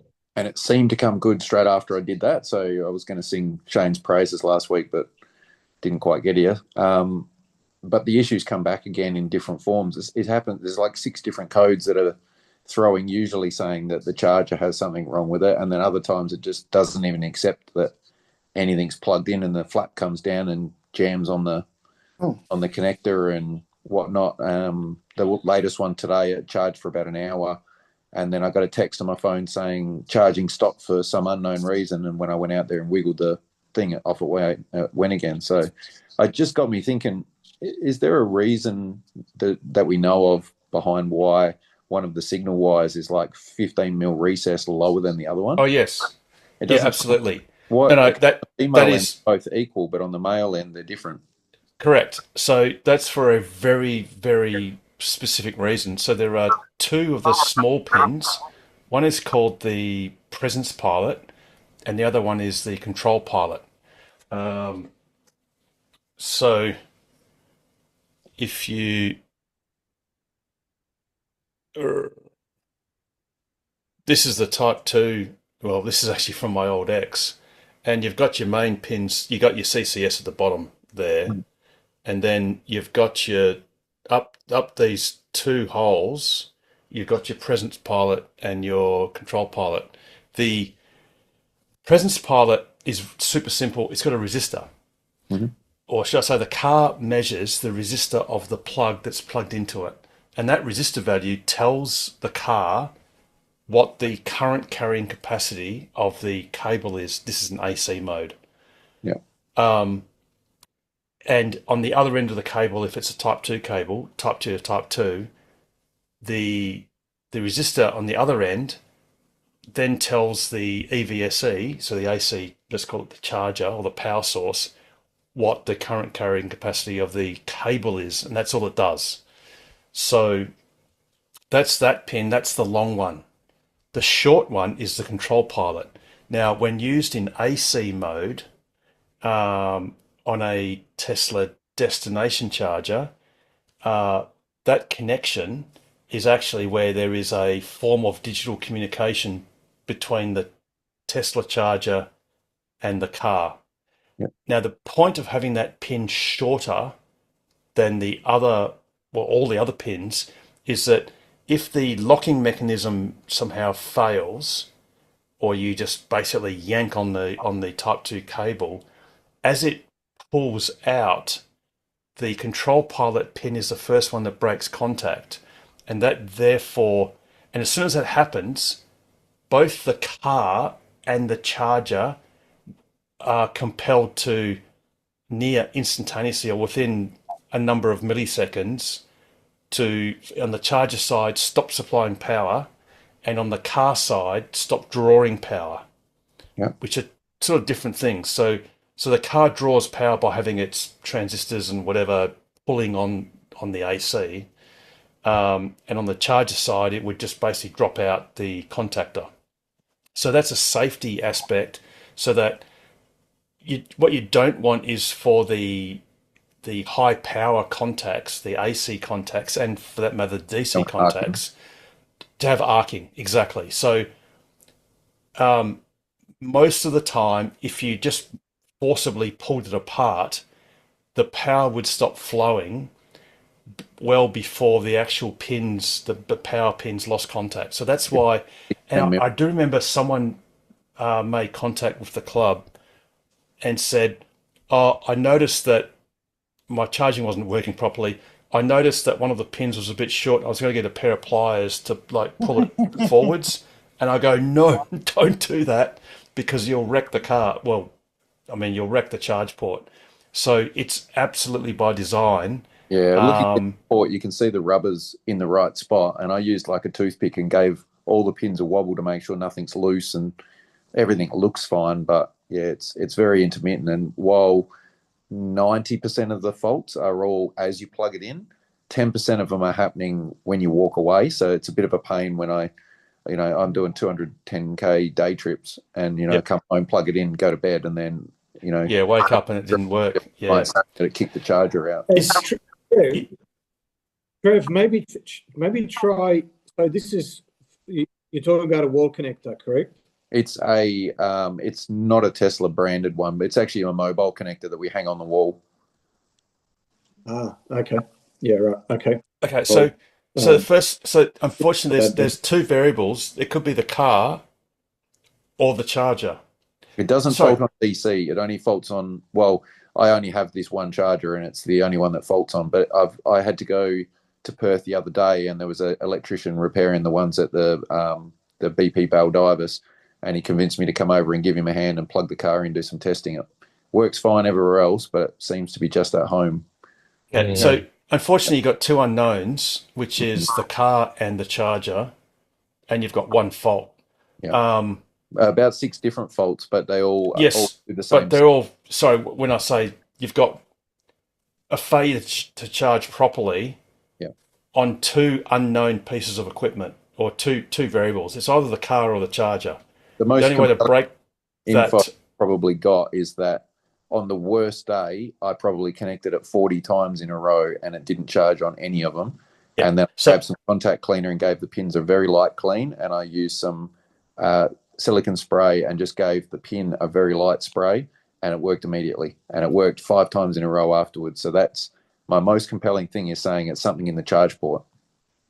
No, I actually think it's something in the handset, because the pins in the car are not designed to move. They are solid pins, basically. So that's the male part. The plug that goes into the car is the female part, and that by design has sort of well, there's a multitude of different ways to do it. Sometimes they're split sort of female bits that go over the pins, and it's very plausible that they might have become loose or lost their springiness to grip onto the pins. So the only way to break that deadlock is to use another charger, AC charger, that's not the one you have, and see if the fault continues. And it should be a fairly quick process of actually determining it. So you mentioned before about there being a resistor. So does that mean if I plug my Type 2 to Type 2 cable in and it accepts it, then it means that... Well, no, because that resistor is only one of the functions. That's the minor function, actually. All that does is it just says, this is the current carrying capacity of the cable. So, for example, let's say there's an EVSE, an untethered charger. So that's one that's got a receptacle that you plug your cable into. Say that's been set up to provide 32 amps 3-phase. And if you plug in a 16 amp single phase cable, the car can accept 32, the charger can provide 32, but the cable can only pass 16. So the point of the resistors is both the charger and the car know that this cable is limited, its capacity to pass current is limited to 16 amps, and that's all the car will draw. And in fact, all the EVSE will offer through the control pilot, which is like a pulse width. In a non-Tesla ecosystem, it's a pulse width modulated signal that encodes the permissible current to be drawn by the car, and that varies between 6 and 63 amps. So that's a safety mechanism, and you'll notice that you cannot mate the male and the female of a Type 2 cable together because the control pilot pin won't mate. And they deliberately do that so you can't string two different cables together, because there's a risk that one of the cables might have a lesser current rating than the other, and then your system will be broken because the car will overdraw or the EVSE will over-offer. So I think the only way to resolve it, Trev, is to use a second AC charger. Now, I know you're down south, but we can lend you you said it's just a plug in, so it's what, 10 or 15 amp charger? We've got a 32. Oh, okay. So is it 32 single phase or three phase? Single. Plug. 32 single 5-pin. Oh, so it's a 5-pin. Okay, cool. So we can just lend you a cons cable, cons charger, and then you can just plug it in and see if it works. And you'll know very quickly whether it's the car. I might have one, but it'll play up usually the second day or whatever. Sometimes I only have to take it out, put it back in once. Yeah. But the point is you get regular errors, right? So if in a week the cons does nothing, like charges perfectly, then you know it's the charger. Yeah. If, on the other hand, a problem occurs even just once, then you know it's the car. Yeah. So, have you got my details? So just send me a text or ring me tomorrow or whatever. Yeah, I'll probably give it a couple of weeks until I got to go back to Perth again. Yeah. No rush. No rush. Any time before the end of next month, it'll be fine. Yeah. But that's it. That's the only way to, like I said, you've got two variables. It's either the charger or the car, and you've got one condition, which is it's failed. You need to resolve that deadlock. Yeah, it makes sense that pin breaks first to shut it all down, but yes, it has to. Yes, no, that's by design. But because the pins in the car are male and for all intents and purposes solid, it's actually the plug, which is actually female in form, that it has to actually deflect but still grip on it. The Maniki's Type 2 interface is very clever because it's effectively almost zero insertion force, but still has to have a great contact, which is totally different to like a Clipsal the Clipsal 3-phase plug and socket, whereby it's a very positive force to push it in and remove it. Because that's not designed for rapid insertion and removal. It's designed almost like you really just plug it in once, screw the compression ring on and just leave it. But it's separable. Type 2, it's designed to be regularly used easily, and that's quite challenging. And it can wear. Yeah, I even thought about trying to YouTube, see if I could figure out how to get the little panel off to the left of it to see if I can actually see the pin engaging and whether it gave me any insight. Because I think Shane said his was missing a piece or something, so he could actually see the pin. Well, I can. But that pin is different. So that pin is the. I'm just trying to. Oh no, it's not on this piece. But basically, if you look at your standard Type 2 cable, there are little square holes around the outside of the cable. There's one on the top, one on the bottom, one on the left, one on the right. And that's so that different cars can have different capture pins. And the idea of that is, and you'll notice when you plug your car in and it's charging, you can't just pull the plug out. You've got to disengage it by either pressing a button or telling the car to stop charging, because the car has like a little solenoid that throws it's actually a plastic pin to make sure that the cable can't be, to try and make sure the cable can't be. But it must have a accidentally pulled time limit out. in engagement, because it was so fast that no sooner you're plugging it in, it must latch as instantaneously, and then Yes. as the Starts plug, drawing. pretty much as you heard the clunk of the plug bottoming out, the car would beep and then come up with this error code saying unknown fault. So it must have to engage at light speed, otherwise if it doesn't, then I don't know. It does. So when you plug it in, you hear like a little thud, Yeah. and then it will determine whether or not it likes what it senses. So the car can sense the plug and the charger can sense the car as well, using very basic electronics. Anyway, I'll keep persevering for the next couple of weeks, and if it's Yep. still ongoing, I'll give you a call. Yeah, and just go and borrow one, and that will seal the deal. Like I said before, so yeah, you can sort it out one way or the other. But I don't recommend contacting Tesla at this stage, because Tesla will go, well, what are you plugging it into? And if you say, oh, it's a third-party thing, they'll go, well, how would we know what it is? So, and you don't want to waste time or money getting them to diagnose something that might just be the charging equipment. Did Trevor say you've got a Type 2 to Type 2 cable as well? Yeah, I was thinking about just plugging the car end in just to see if it accepted it, because sometimes it doesn't even recognize a plug's plugged in. Where's the nearest charger to you that has a AC charger?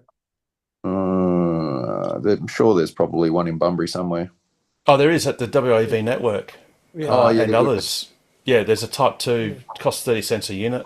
Yeah, I'll try that then. Yeah, you can just Yeah, try instead of that. Yeah, Hang around for that'll 2 tell you. weeks, you can try that on an afternoon. Yeah. Yep. No worries. Alrighty. It's can I just ask a quick one Yeah, for go. Dr. Cooper. I meant to ask him, or tried to get a hold of him months ago, but couldn't get him. I'm trying to keep a hold of like all our fastest times in the club. So how fast did you go, Richard? 11.4.2, I think. 11.42 is my memory. 4.2 what? Can you remember? 'Cause, 11.42. we're down to thousandths with the pre-freshers, Yeah, 11.42. 4.20. No, 11.420. Yeah. Yeah. Oh, that's what my memory. That's as far as it goes. Yeah. Do you reckon you could hunt down that slip? Have you still No. got it? No, I've got my No. Lotus slips, but I haven't got my Tesla slip. Okay. Because Tesla's just far too fast and boring. It's just Yeah. Oh, the Very three, easy. the pre-fresh 3 times, like for, and yours is Fremont build, isn't it? Yeah. Richard, Mine was a first day. Panasonic battery. I waited 1,309 days for that. Everybody knows that. But who's So counting? Anybody who waits a month, you can get stuffed. Because the Panasonic batteries are a tiny little bit faster than the LG pack, like that came Oh. out in 21, like my one. Yeah. So Yeah, it's like- I have to split it into 2. So I've got to split it for the Model 3 pre-fresh times, one for LG battery and then one for Panasonic. So There you go. 11.42. Okay, I've Yeah. got it. Be nice to have the slip, but I'll check, but I don't think I've got it. I've got Yeah, so I've got some old ones, but yeah. if you could. Yeah. Thank you. Have you No still worries. got sleep? What's that, Pete? Have you got my sleeps?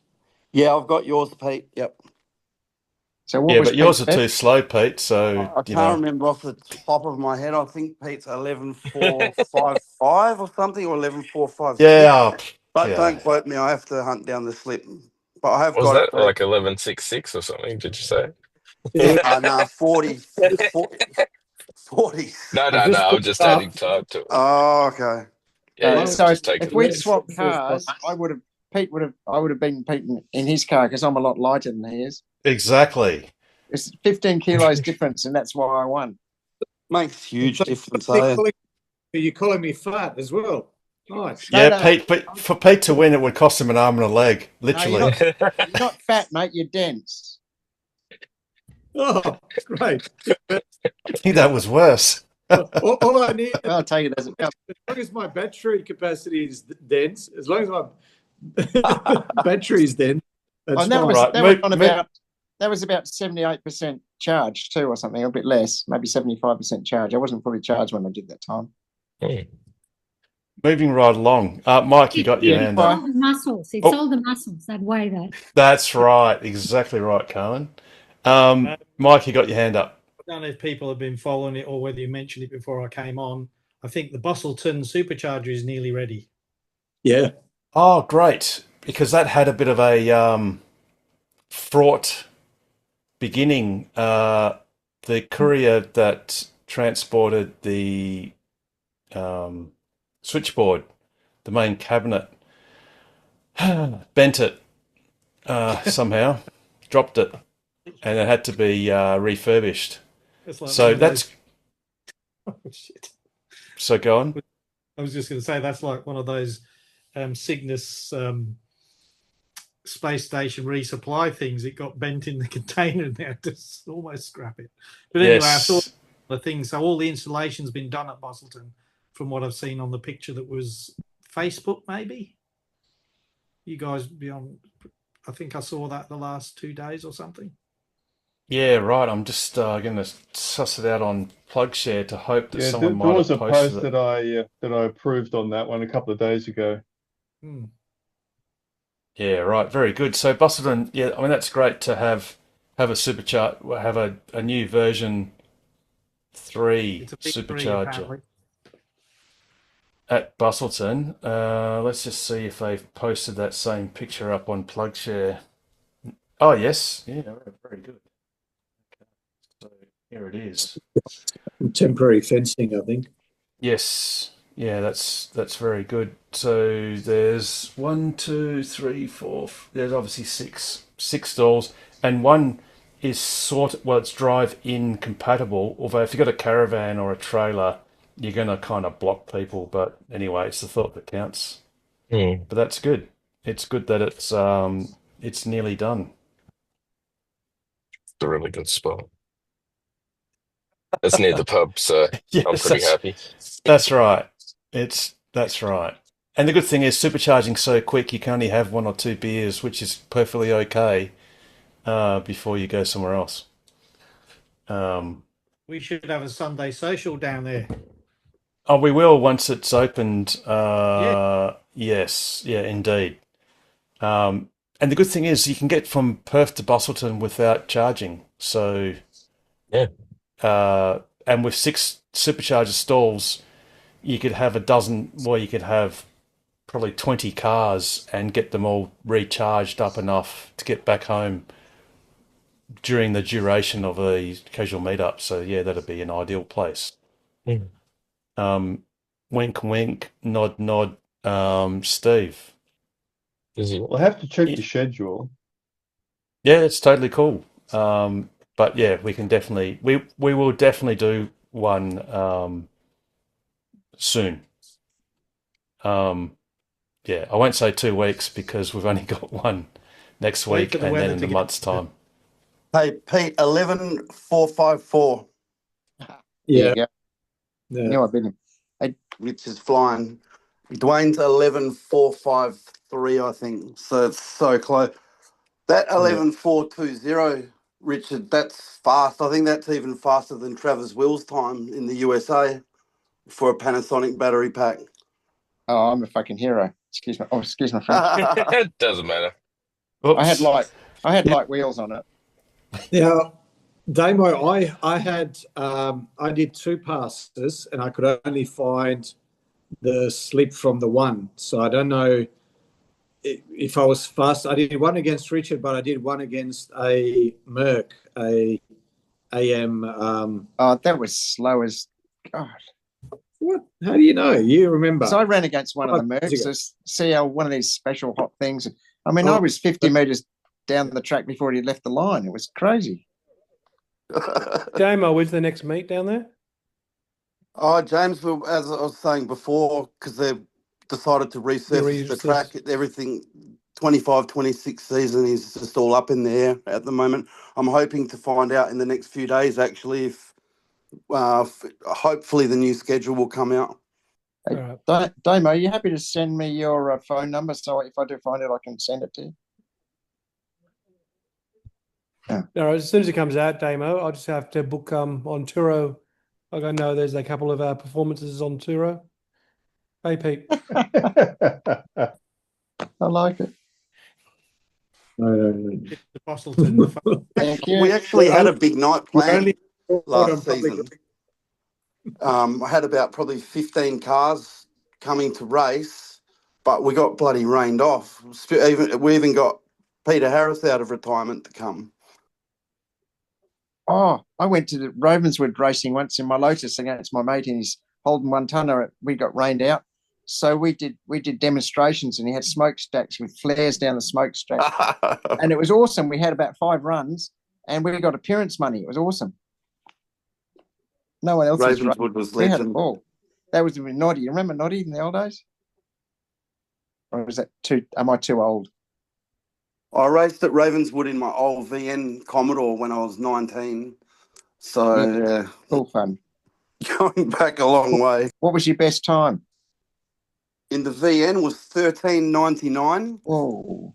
And back then that was pretty stout for a 5-litre Holden.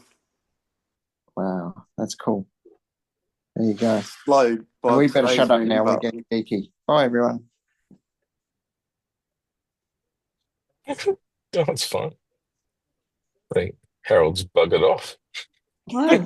Harold's gone away. Yeah. He's like gone. left. Harold Oh, left the building. No, he's there. He's just left. He's gone fishing. Come back. I think he Sorry about disowned. that. I That's think all he right. disowned us when we were talking about racing to Bustleton. No, I just had to have a pit stop.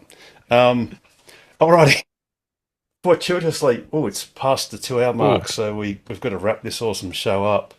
No, it's not. Which hopefully next week we might do a special FSD supervised episode. Yeah, in real life. Perhaps That'd be in cool. IRL. Yes. Sounds good. We don't. Yeah, who knows? We'll find out in 2 sleeps, I guess. But has anyone got any final questions or comments? Not next week, before- mate. You're at the Campfield next week. Oh, that's right too. Thanks, Rich. So you'll have to Yes. do it driving around the car park. Yeah. Well, that's Well, what I it'll thought be you a meant. it'll be a live demonstration of those of us who have FSD. We'll just You go hear this? and navigate around and around, whatever, You hear and This is from all the Hardware 3 people. this for all the Hardware 3 people to go. Really sorry, but Yeah. you know, Have you seen this Yeah. one? Can you hear this? And you say no. Well, I'll turn it up. indeed. I think you're being a bit presumptuous. That assumes that this thing's going to work. These newfangled things, they often fail. Hey, Richard, don't worry. I You'll be put my fine. number in the chat there. I don't Yeah, know I if got you it. saw. I got it. I took a Yeah, you got photograph. it, Thanks, Damo. It definitely does work because we've seen it work. We've got videos of it working, so it'll all And they be wouldn't good. release it till it works. Yeah, exactly. Exactly, Seeing it precisely. working upside down. That's true. I reckon they just put a mirror on the camera so it just goes. It thinks it's on the wrong side of the road, and it just does the opposite to what it thinks it should do. But you have to Who drive in knows? reverse everywhere. That's the problem. That's exactly right. Alrighty. So on that note, Pete, given that next week we will be in a live, in person, in real life, Ask Us Anything. So we'll return in 2 weeks' time. But Pete, how would you take out an awesome show like this as if I didn't already know? As always, stay safe, stay sustainable, go FSD supervised, and stay ahead of the curve. Nice And one. the best way to do that is buy a Tesla with FSD supervised included, join Tokwa, and ask us anything about accelerating the world's transition to sustainable energy and abundance.